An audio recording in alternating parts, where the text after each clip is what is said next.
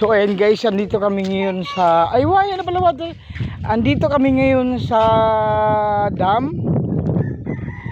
Sa Yabo River Dam, andito tayo. Kasama ko yung mga apo ko, gusto na tumanaw ng kung sa mga naliligo dito sa Yabo Dam. Yun nga, inabutan namin ay yung grupo ng mga kalalakihan. Ay kastahi. Ayan.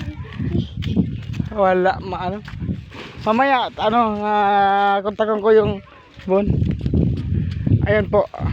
Diyan mami, kal. Ano naman ako dyan kita.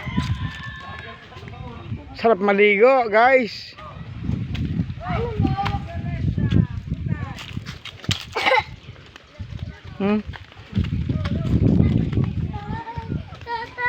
Po. Ayan, nagpaalalay pa. Aratso na po rin na kita. Kayo nakikita. No, yan pitotin mo, baka iluwas.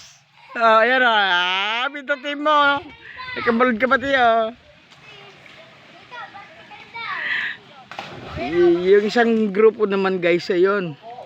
Ng isda. Nako, mukhang live yata ay ginagamit nila. Delikado yan, tsaka bawal yan. Paungurinti ng isda.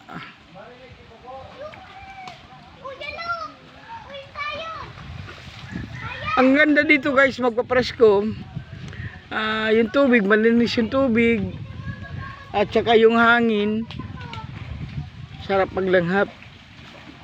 Kaso pag naligo ako, ano po? Sayo, sabi ko matanaw lang kita. Ayun yung isa magtatalon. Ang pitotoy mo noy, luwas!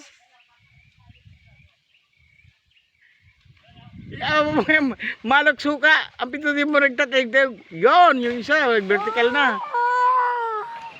Hoy, kamundua, maangot na kamundua, manindo, didilang. Sayon!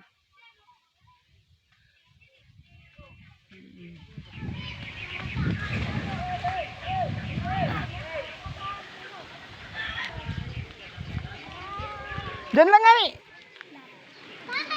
Pag di ka naulog, burin niya po yung mga...